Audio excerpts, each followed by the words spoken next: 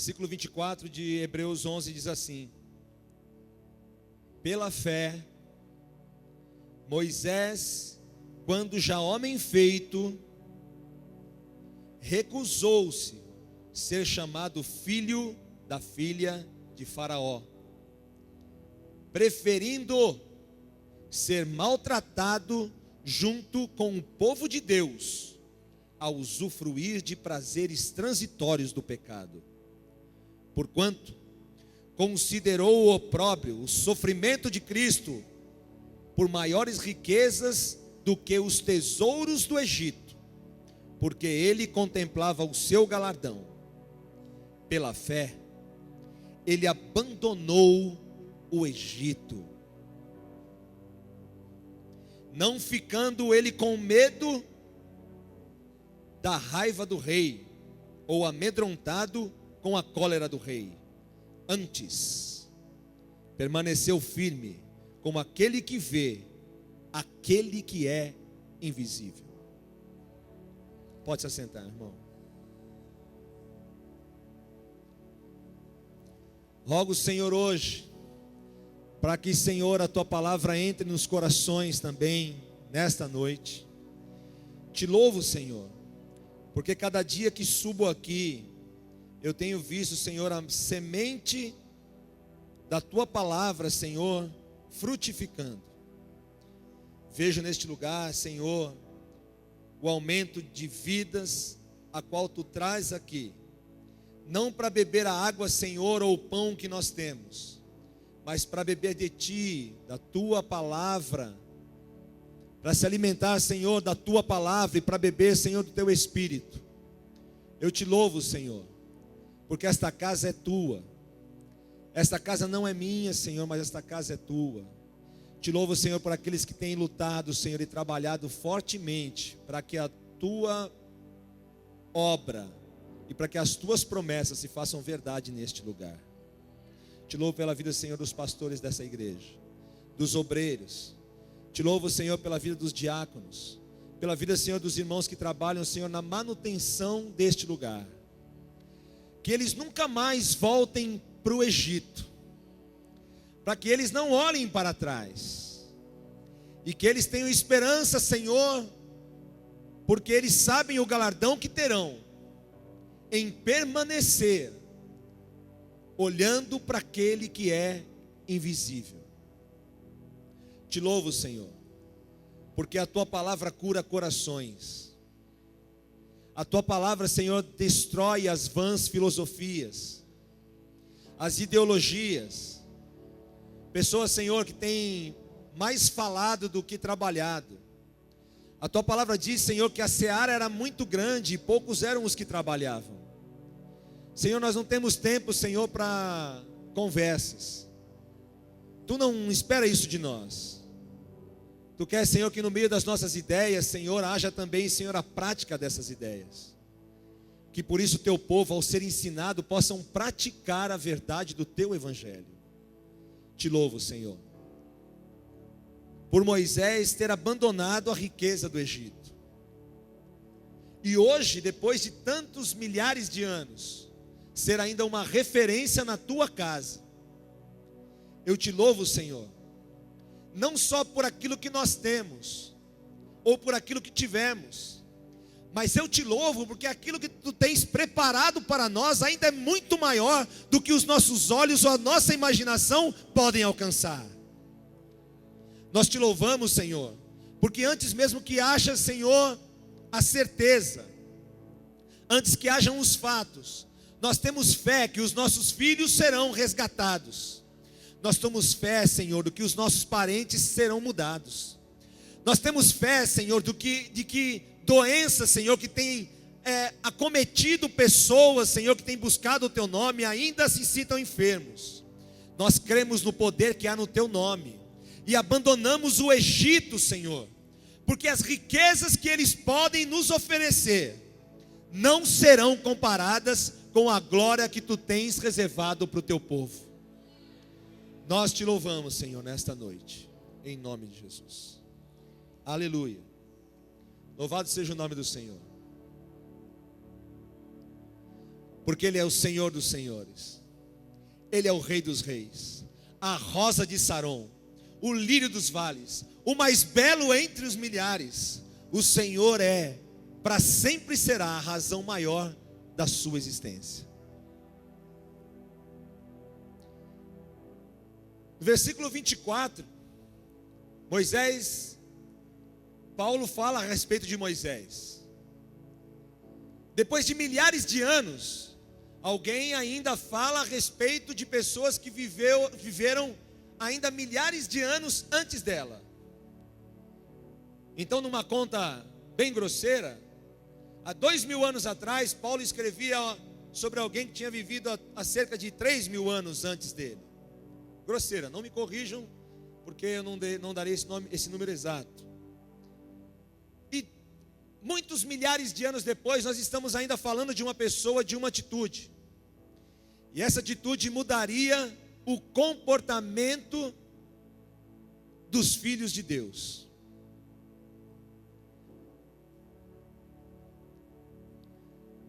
Para quem está na igreja há menos de um ano, levanta a mão. Ok. Não nessa igreja, mas que tenha contato com a igreja e conheça as histórias de Moisés. Amém? Amém. Eu vou passar rapidinho aqui para você não ficar perdido, tá?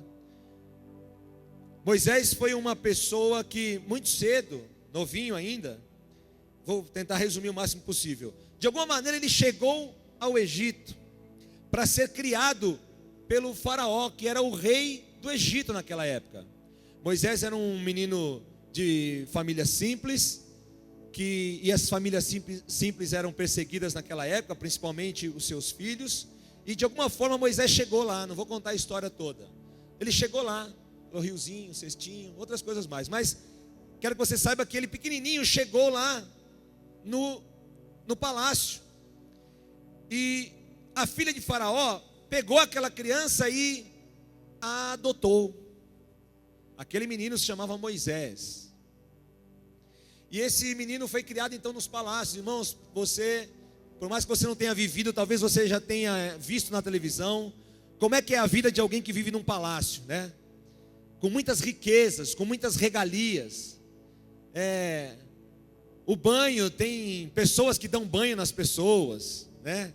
Ele não move uma palha, ele só anda cheiroso, ele não soa, ele não se preocupa com a conta, ele não se preocupa com a faculdade dos filhos. Quem vive num palácio com riquezas não tem preocupações que nós temos. Ele não se preocupa na aposentadoria dele, ele não tem preocupações com o cotidiano da casa, nem tampouco os empregados. Ele não se preocupa com quem ele deve contratar, com quem ele deve dispensar. A pessoa que vive numa abundância e riqueza, ela não tem preocupações, senão que ela continue tendo tudo aquilo que ela sempre teve. Moisés viveu assim durante 40 anos, e ele foi ensinado nos melhores ensinos daquela época. Ele recebeu todo tipo de assistência. Moisés viveu 40 anos de fartura. Assim como estou resumindo essa história, Paulo também resume aqui. Então ele diz que pela fé, um dia, Moisés resolveu. Aí na tua Bíblia está escrito assim, que ele recusou ser chamado. Não é isso que está escrito aí na tua Bíblia? Ele recusou ser chamado filho da filha de Faraó, não é isso? Irmão, quando você recusa, você está escolhendo por algo. Quando você aceita alguma coisa, ou quando então você recusa alguma coisa, isso é uma escolha. Então você, diante de uma decisão, é preciso que você escolha. E Moisés, quando recusou, ele escolheu não viver mais a vida que ele tinha. Uma vida de fartura, uma vida de regalias, uma vida de bons ensinos, de boas instruções.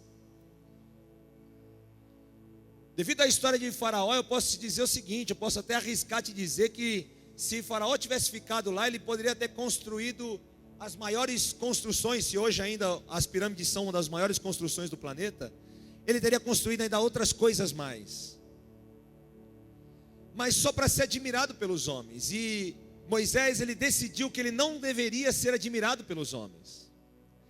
Moisés queria uma coisa: ser admirado por Deus. Ser admirado por Deus, ele já não podia mais ter aquele tipo de vida. Era necessário que Moisés tivesse uma atitude, que ele fizesse uma escolha. E a escolha que Moisés faz então é de abandonar a vida que ele tinha. Então ele diz: melhor é viver no povo de Deus, no meio do povo de Deus. Melhor é viver com eles, a quem Deus escolheu. O que Moisés não sabia, pastor, é que Deus falou assim: você tem certeza, Moisés? Porque eles vão te perseguir. Quem? O Egito? Não, esse povo aí.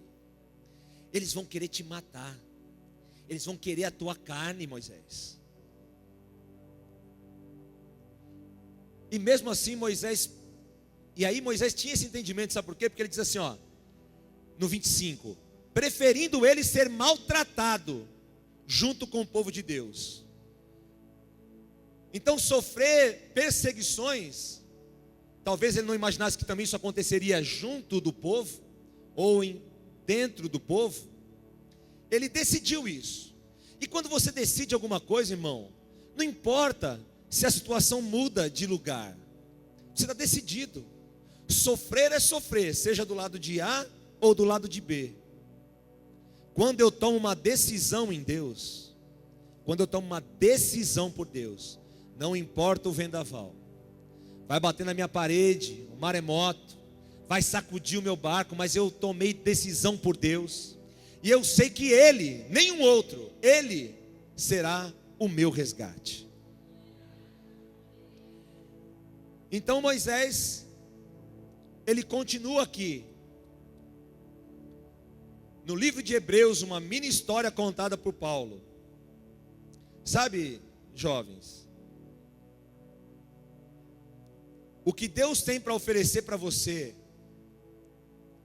o que Deus planejou para você, sabe, filhos, o que Deus planejou para você, nem os melhores planos dos seus pais podem ser comparados àquilo que Deus planejou para você. Hoje eu quero te dizer assim: decida-se por Deus, abandone o Egito, as velhas práticas, e decida-se por Deus, porque onde quer que você esteja, haverá alguém cuidando de você. E o que Satanás tem para nos oferecer, porque se tem alguém que gosta de copiar as coisas que Deus faz, é Satanás. E ele leva uma vantagem, pastor, sabe por quê? Porque tudo que ele mostra é visível, e o que nós estamos acostumados a ver, ou a acreditar, é em tudo aquilo que eu posso ver. Tudo aquilo que eu acredito é algo que eu posso ver. Você está em casa, e talvez tudo aquilo que você acredita é só aquilo que você pode ver. Então Satanás usa dessa artimanha, porque tudo que ele nos oferece é algo que a gente pode ver, é algo que é um prazer transitório. Talvez, e olha que coisa engraçada, irmão, porque parece que só as coisas de Deus é que é doloroso, né? Parece que a gente tem que sofrer para conseguir as coisas. Não, olha como as coisas são copiadas. Sabe, irmão, sabe, jovem, quando alguém te oferece uma seringa e uma agulha, e que o teu prazer será só depois da dor? Sabe quando alguém te oferece alguma coisa que vai machucar os teus pais? Sabe quando alguém te oferece alguma coisa que vai acabar com a sua moral, que vai feri-lo emocionalmente? Satanás usa das mesmas coisas para dar prazer para você, porque ele quer te atrair. Ele busca de todas as formas algo muito parecido com a estratégia, não, com o plano de Deus, porque a estratégia é dele. O plano de Deus, ele usa como estratégia para atrair você. Pecados, prazeres transitórios. E você entra numa pura aventura. Você entra numa pura aventura, né? Você, jovem, moça, que tem aquela curtição da juventude, que antes mesmo de casar conhece todos os prazeres da carne, né? E que vive isso como um prazer transitório, mas que Moisés aqui, que Paulo aqui relata que isso, o prazer transitório era um pecado. Então você vive de uma forma que Satanás faz com que as pessoas possam te enxergar como alguém que já tem credenciais. Você tem vivido situações aonde acha que ninguém pode ver. Mas quando existe mais de uma pessoa, irmão, você é refém dela. Quando você está absolutamente sozinho, você só tem Deus como testemunha. Mas quando tem mais de um, esquece, meu irmão, você é refém dessa outra pessoa. Você se torna refém dela. E então você acha que o segredo vai ficar por ali. Mas você caiu numa estratégia de Satanás. Porque a ideia dele é revelar o seu segredo. A ideia dele é atingir a sua família. A ideia dele é acabar com a sua moral. A ideia dele é destruir aqueles que te amam e você. Satanás é muito astuto. Muito astuto. Tudo que ele nos dá, ou tudo que ele pode nos dar, é algo que a gente pode ver. Fala quando Jesus foi jejuar 40 dias, 40 noites. Diz que ele teve um encontro com Satanás e uma das últimas ofertas foi: vem comigo, porque se prostrado me adorares, veja, eu te darei todo este reino. Porque Satanás quer atrair-nos pelos olhos, porque sabe que os nossos olhos são egoístas, são desejosos. Se tu és verdadeiramente o Filho de Deus, então se prostrado me adorares, eis então todo este reino, olha, tudo isso aqui, toda essa riqueza, eu te darei. Portanto, só tem uma coisa que Satanás pode te dar, meu irmão, que é algo visível. Mas se você permanecer firme, como aquele que vê, aquele que é invisível, meu irmão, ninguém vai poder enganar você. Então Satanás, ele vai presenteando. Ei, toma um pouquinho aqui, toma um pouquinho ali. Ei, são prazeres, logo passa. Ei, Eva, pode pegar desse fruto, pode pegar desse, é tudo algo visível. Coma disso, que é isso? Pecado, que é isso? Vida e morte, vai morrer, que é isso? Não vai morrer. Certamente não morrerás. Certamente você não vai morrer. Essa é a frase que você ouve. E quando alguém te diz isso, eu quero te dizer: Satanás está dizendo para você: fique tranquilo, nada vai acontecer com você. Pode comer, pode usar, pode pegar. Então nós somos atraídos pelos nossos olhos. Sabe o que Satanás pode nos dar, Nelson? Uma camisa bonita. Uma camisa bonita. De repente Satanás pode preparar algo para você, um carro bonito. Foi Deus que me deu. Irmão, somente aqueles que sabem os propósitos de Deus, porque as coisas de Deus são conectadas. Os milagres de Deus são coerentes, irmão. Não é possível Olha só, olha o que eu vou te dizer, irmão. Não é possível que você, tendo uma renda de R$ 1.000, ganhe um carro de R$ 100.000 e não consiga colocar gasolina no carro. E não consiga dar manutenção no carro. É um presente de Deus. Deus é coerente. Mas os nossos olhos nos atraem. Os nossos olhos nos fazem entender que não é possível. E aí eu declaro pela fé, mas na verdade tudo aquilo na verdade é um desejo do meu coração. E então ele pega e fala assim: olha aqui, meu irmão, uma camiseta bonita igual essa do Felipe também, é bem vistosa. Um tênis bonito, pastor? Um sapato, uma roupa bonita. Em troca só de um servicinho ali, ó. É rapidinho, vai ter tênis pra gente.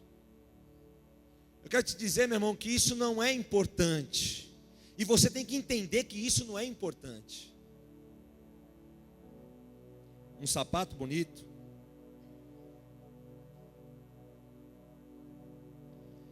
Quando Deus encontrou com Moisés, ele disse assim: tira os sapatos dos seus pés, porque o lugar que você pisa é santo. Tire as coisas que estão te decorando, porque o lugar que você está é na minha presença, no Santo dos Santos. Eu sou santo. Os teus sapatos não servem, nem tampouco as suas boas roupas, nem tampouco os prazeres transitórios. Deus não se alegra com isso. É necessário você sair do Egito, e você precisa dessa decisão hoje. Hoje. Deus quer ouvir um sim de você hoje. Abandone os prazeres transitórios, jovens. Meninas, abandonem os prazeres transitórios. Abandonem os prazeres momentâneos. Porque gastaria tudo aquilo que você tem para esta vida, se aquele que é invisível, mas que criou os céus e terras, tudo aquilo que os seus olhos podem contemplar, foi Ele quem criou. Por que você trocaria as coisas momentâneas por alguém que te prometeu vida eterna? Por que você trocaria tudo aquilo que Ele te deu, na sua essência, por um momento de prazer? Abra a tua Bíblia no livro de Romanos, no capítulo 5. De verdade, eu já estou terminando.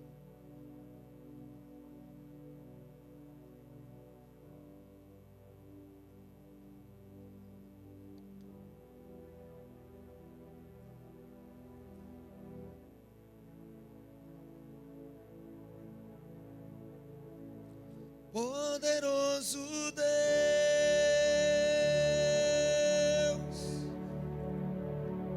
poderoso Deus,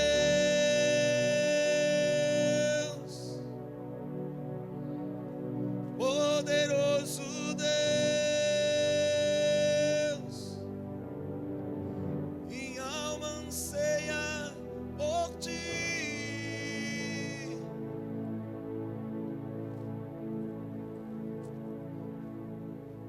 Aleluia.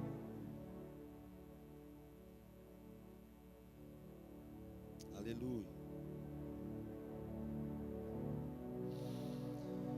Oh Senhor.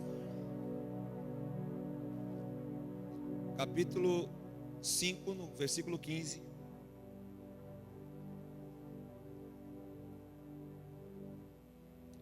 Todavia, não é assim o dom gratuito como a ofensa?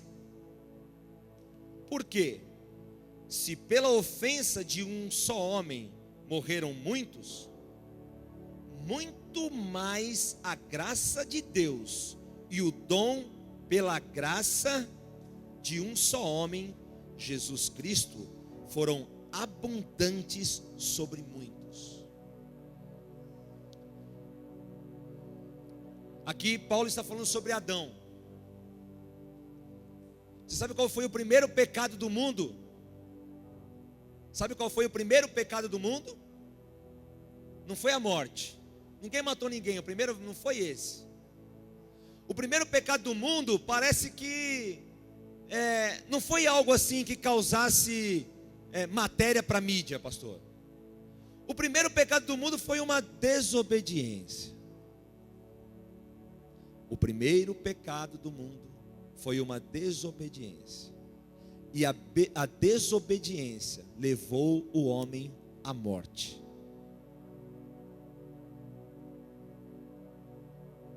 Aleluia. Todavia, não é assim o dom gratuito como a ofensa? O dom de Deus, todavia, não pode ser comparado então à desobediência? Porque esta ofensa é a desobediência. Pela ofensa, pela desobediência de um só, morreram muitos. Muitos morreram porque um desobedeceu.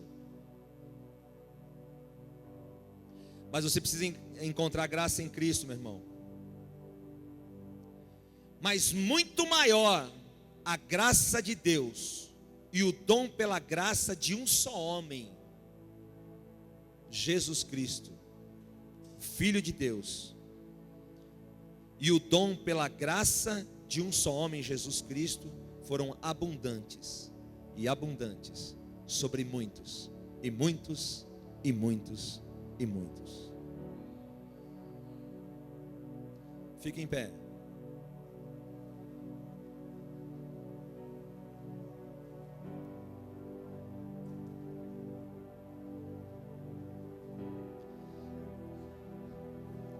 Filhos e filhas do Senhor, sabe por que você muitas vezes erra? E na verdade o seu erro é uma desobediência, e você não sabe que o seu erro é uma desobediência, porque você não sabe qual é a ordem. Se você não sabe qual é o mandamento, então você não sabe qual é a desobediência. Não sabe que o erro que você cometeu é uma desobediência, porque você não conhece a ordem. E a ordem de Deus é: medita na minha palavra dia e noite. Sabe coisas assim, ó? Porquanto a sabedoria entrará no teu coração, e o conhecimento será agradável à tua alma. Honra o Senhor com os teus bens e com as tuas primícias de toda a sua renda, e se encherão fartamente os teus celeiros, e transbordarão de vinho os teus lagares. Filho meu, não rejeites a disciplina do Senhor, nem te enfades da sua repreensão. Filho meu, atenta para as minhas palavras e os meus ensinamentos, inclina os ouvidos, não os deixe apartar-se dos teus olhos. Guarda-os no mais íntimo do teu coração, porque são vida para os que acham e saúde para o corpo. Ó preguiçoso, até quando ficarás deitado? Quando te levantarás do teu sono, preguiçoso? Um pouco para dormir, um pouco para tosquenejar, um pouco para encruzar os braços em repouso. Assim sobrevirá a tua pobreza como um ladrão. Se já não tem nada, vai te levar tudo que você ainda pensa que tem. E a tua necessidade será tomada de ti como um homem armado.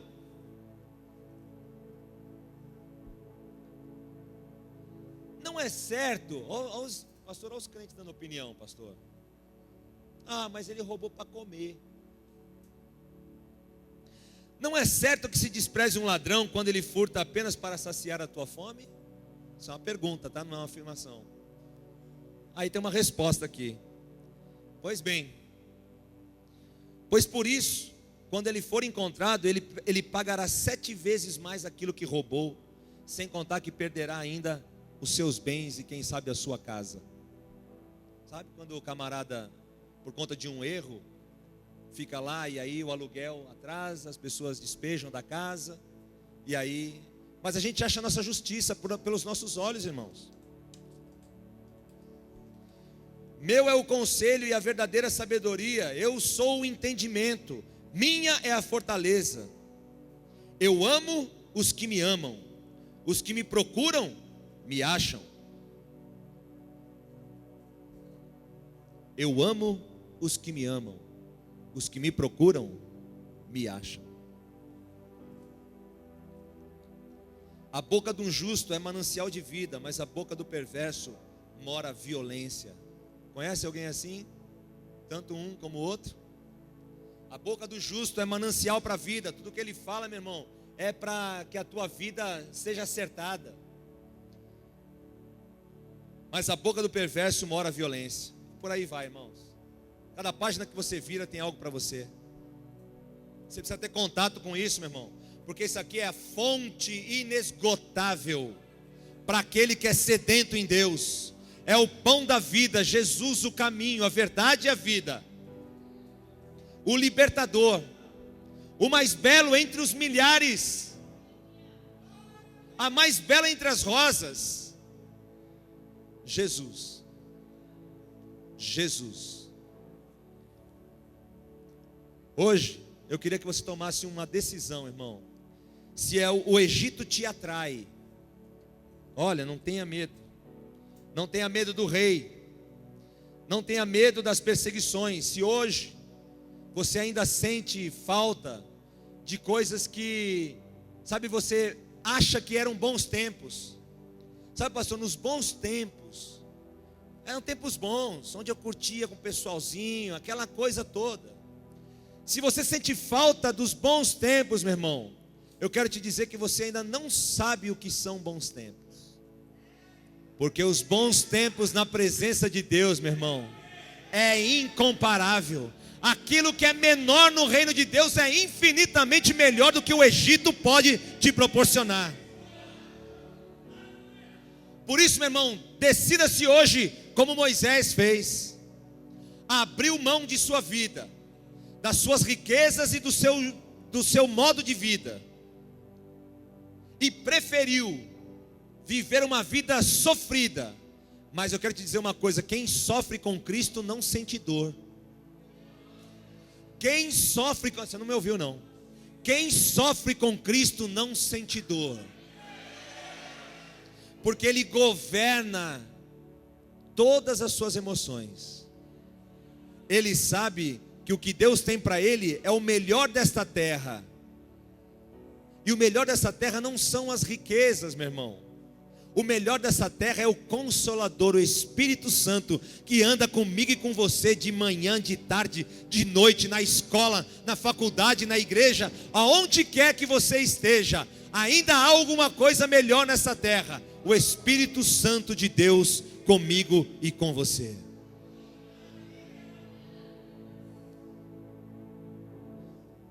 Eu queria orar com você, irmão, certo de que se você entendeu essa palavra, você vai tomar uma decisão. E sabe, eu não estou nem pouco preocupado se você vai vir aqui na frente. O que me preocupa mesmo, irmão, é que você tome essa decisão. Isso é que isso aqui realmente me deixaria muito feliz. Eu preferiria que não tivesse ninguém aqui, mas que amanhã você acordasse transformado por essa palavra, e que você não sentisse mais vontade do Egito, nem tampouco das coisas que as pessoas têm te oferecido, porque Satanás tem te oferecido prazeres transitórios, mas Deus quer te oferecer um prazer permanente, em plenitude de vida, vida eterna. Viva o Rei para sempre, e com Ele aqueles que acreditam na sua justiça. Feche os teus olhos. Aleluia. Senhor, existem homens, mulheres, jovens, neste lugar que se identificaram com essa palavra. E no momento, Senhor, da sua escrita, era uma pequena história de Paulo. Mas como a tua palavra mesmo diz, Senhor, há poder na sua palavra. Que aquele que cresce em ti, do seu interior fluiriam rios de água viva. Aqueles que se achegassem em ti e bebessem da água que tu tens para dar, Senhor, jamais voltariam a sentir sede. Aqueles que comessem do pão da vida, jamais voltariam a sentir fome. Pessoas que nem sabem por que estão aqui, Senhor. Nem tampouco, Senhor, o que é que vão fazer quando sair daqui. Pessoas que não sabem por onde começar.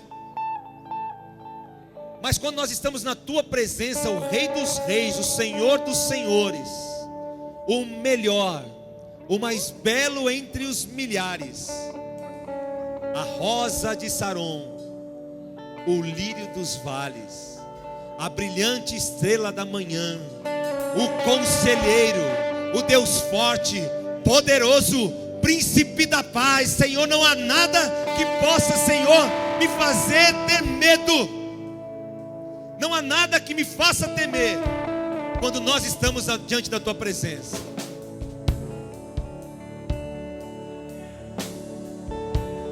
Deixa esse som entrar no teu ouvido aí, meu irmão, porque o Espírito Santo de Deus vai atuar agora na tua vida aí, aonde quer que você esteja.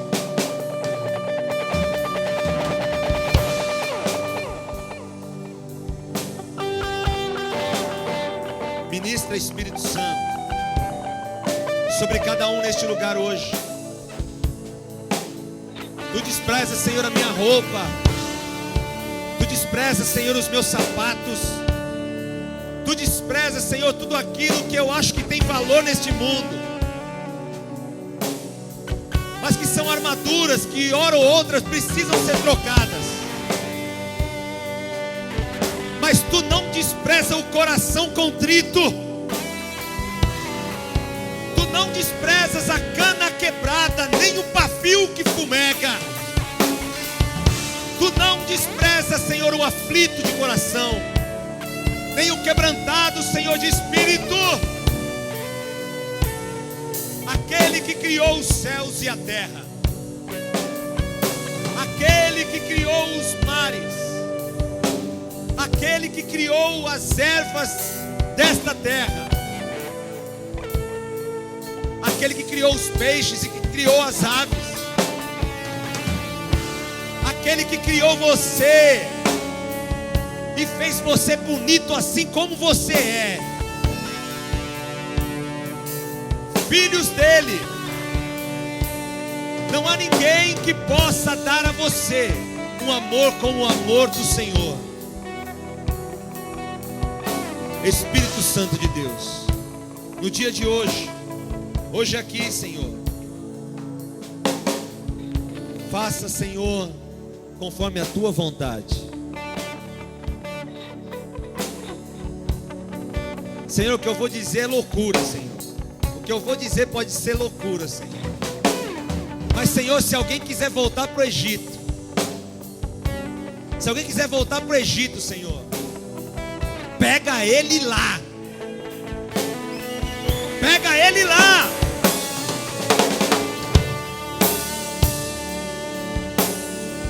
Por amor dos teus filhos, pelos pais que sofrem, pelos filhos que se angustiam, pega eles lá.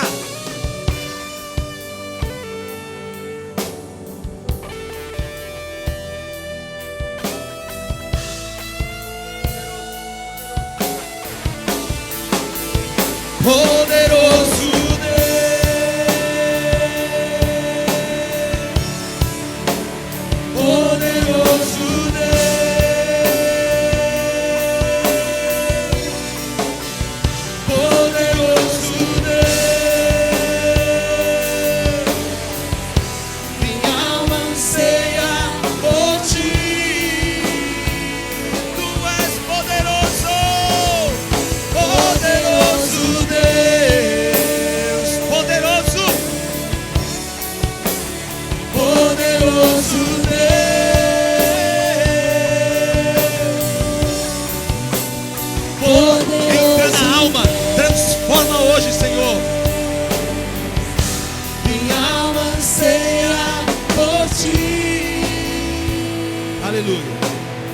Aleluia. Se você não vier aqui, ele vai te pegar lá. Mas eu queria, se entre nós, alguém que não conhecia o Deus de Moisés, que já tinha ouvido falar de Jesus, mas não esse que deu a vida dele por mim, por você, aquele que sofreu perseguições, que foi moído pelas nossas iniquidades, porque o castigo que nos traz a paz foi lançada sobre ele, e pelas suas pisaduras nós fomos sarados. Se você quer se decidir por Jesus hoje, abandonar o Egito da sua vida, meu irmão, eu queria que você viesse a este lugar, viesse aqui à frente hoje. Eu queria te convidar, meu irmão, abandona o Egito. Abandona. Se você vai se decidir por isso hoje, eu queria que você viesse aqui. Se você se decide por Jesus hoje, eu queria que você viesse a este lugar. Meu irmão, Moisés tomou um posicionamento: eu não quero mais o Egito. Eu abro mão de todas as riquezas que o Egito pode me oferecer. Eu abro mão dos prazeres transitórios. Eu quero te dizer que quando ele toma essa decisão, o Egito ainda valia muito para ele. É o mesmo que dizer para alguém assim: deixa de usar o seu belo terno ou sua bela roupa, deixa de usar o seu belo sapato e a vida boa que você tem, e vem ralar no chão descalço. Moisés se decidiu por isso. Ele queria isso. Eu abro mão, Senhor. Eu abro mão de tudo que tenho, de tudo aquilo que me oferecem, porque eu quero viver a tua plenitude de vida.